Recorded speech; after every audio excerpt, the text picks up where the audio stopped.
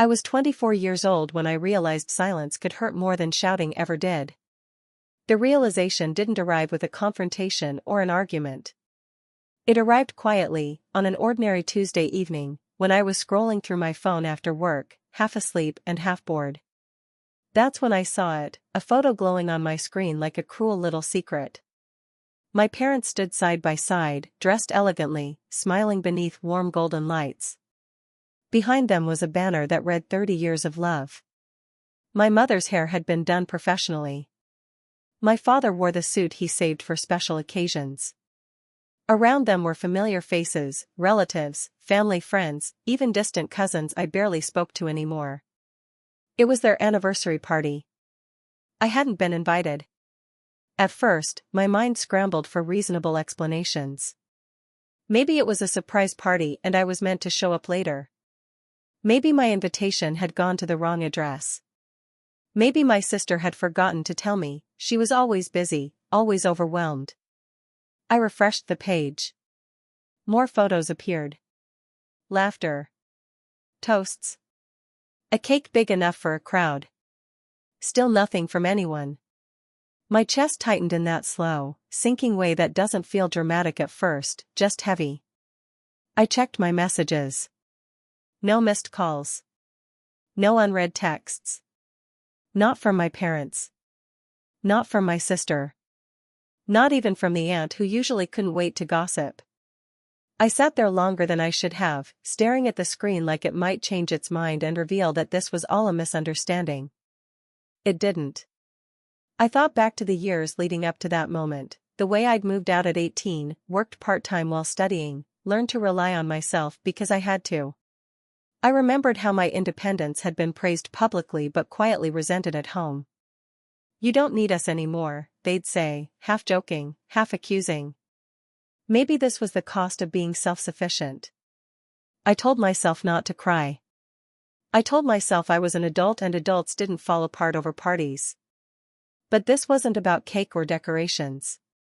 It was about being erased. About realizing that when my family pictured family, my face no longer appeared in the frame. As the evening went on, more photos appeared. My sister smiling brightly. My parents cutting the cake. Everyone together. Everyone except me. That night, I lay in bed listening to the hum of the city outside my window, wondering when I had stopped being included and why no one thought I deserved an explanation. The invitation hadn't been lost. It had never been sent. And that silence, the intentional kind, was louder than any rejection I'd ever known. I didn't call my sister right away. I told myself I needed time to cool down, but the truth was uglier than that. I was afraid of what she would say. Afraid that once the words were spoken out loud, there would be no way to pretend I'd misunderstood. Still, by the next morning, the ache in my chest hadn't faded. It had hardened. So I called her. She answered on the third ring, her voice light, almost cheerful, like nothing in the world was wrong. That alone hurt more than I expected. "Hey," she said. "What's up?" I took a breath. I saw the pictures. There was a pause. Just a fraction of a second too long. "Oh," she replied. That. Not the party. Not Mom and Dad's anniversary. Just that, as if it were a minor detail easily brushed aside. "I wasn't invited," I said, keeping my voice steady. "Was that a mistake?" Another pause, heavier this time. When she spoke again, her tone had shifted, careful, guarded, like someone choosing their words not to hurt you, but also not to take responsibility. "It's only for family," she said. The words didn't land right away. I waited for her to continue, to laugh, to say she was joking. When she didn't, I felt something inside me crack. "I am family," I said quietly. She sighed, the way people do when they think you're being difficult. "You've been so distant. You live your own life. We didn't think you'd want to come." That sentence stung more than the first. Because it wasn't just an excuse, it was a verdict. I'd been judged and dismissed without ever being asked how I felt. "You could have asked me," I said. You could have sent a message. A call. Anything. She didn't answer right away. In the background, I heard voices laughing. The party was still going on. Mom and Dad agreed, she finally said. They thought it would be simpler. Simpler. I repeated the word in my head, trying to understand how excluding one daughter made anything simple. How pretending someone didn't exist could ever be the easy choice. So they didn't want me there? I asked. She hesitated. They didn't say that. They just trusted my judgment. That hurt the most. Not just that I'd been left out, but that no one had fought for me. No one had said, "Wait, what about her?" My hands were shaking now, but my voice stayed calm. I'd learned that crying only gave them something to dismiss. "Okay," I said. "That's it?" she asked, surprised. "Yes," I replied. "That's it." We hung up shortly after. No apology. No invitation for next time. Just the quiet click of the call ending. I sat there staring at my phone, realizing something painful and permanent: I hadn't been forgotten. I had been excluded on purpose. And for the first time, I stopped trying to earn a place where I clearly wasn't wanted. I booked the trip that same night. It wasn't a dramatic decision, the kind people make after slamming doors or throwing things into suitcases. It was quiet and deliberate, like placing a period at the end of a sentence that had gone on far too long. I chose a destination I'd always wanted to see but never felt allowed to go to alone. Somewhere far enough that no one could casually drop by. Somewhere that belonged only to me. The morning I left, no one from my family texted to ask where I was going. No one noticed my absence because, in truth, they had already practiced living without me. At first, traveling alone felt strange. There was no one to check in with, no one to compromise with. I wandered through unfamiliar streets with my headphones on, letting the noise of a new city drown out the echoes of old conversations.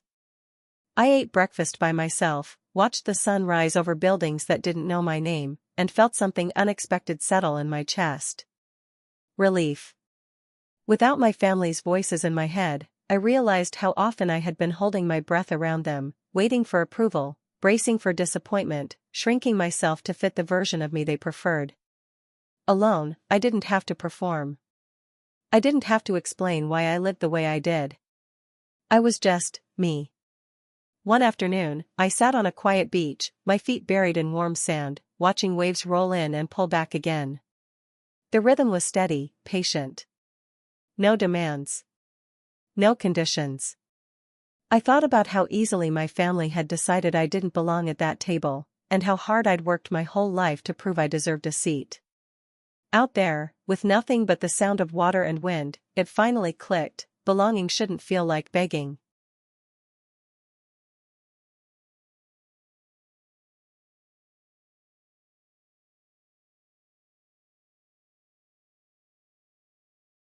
Days passed.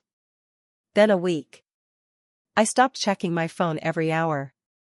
Stopped waiting for an apology that wasn't coming. I slept better. I laughed more, small, genuine laughs at things no one else needed to hear. I met strangers who knew nothing about my family, my history, or the role I'd been assigned. To them, I wasn't the independent one or the difficult daughter. I was just a young woman traveling alone, learning how to take up space. For the first time, being alone didn't feel like abandonment.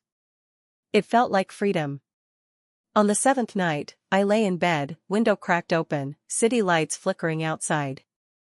I realized something quietly powerful: even if my family never changed, even if they never understood what they'd taken from me, I would be okay.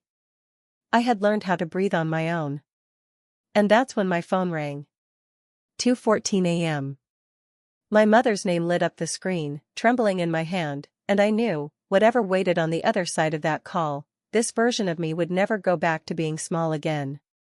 My phone rang again before I could talk myself out of answering. 2:14 a.m. glowed on the screen, my mother's name beneath it. For a moment, I simply stared, listening to the steady rhythm of my own breathing. A week ago, that sound alone would have sent me into panic. Now, I felt strangely calm. I answered. She was crying so hard that at first I couldn't understand her words. The confident, capable woman who had raised me sounded small, broken. "They're taking the house," she finally managed between sobs. "The bank, the account, we didn't know." I sat up in bed, the weight of her words settling slowly. "The house. The savings. The same account my parents had insisted stay for the family. The same one I had contributed to since I was 18, trusting it would always be safe." "What happened?" I asked, my voice steady in a way that surprised even me. There was shuffling on the line, then my sister's voice, tight, panicked, stripped of its usual confidence. "I didn't mean for it to go this far," she said quickly. "It was supposed to be temporary. I thought I could fix it before anyone noticed." I closed my eyes. So this was it. The truth they had never bothered to share until it threatened them. "You used the account," I said. It wasn't a question. Silence confirmed it. "We need you," my mother cried. "You're good with money. You're calm under pressure. Please, just tell us what to do." There it was. The role I'd always played. The responsible one. The fixer. The daughter they turned to only when things were breaking. A week ago, I would have said yes without thinking. I would have cancelled my trip, drained my savings, and reassured them that everything would be fine, because that's what I had always done.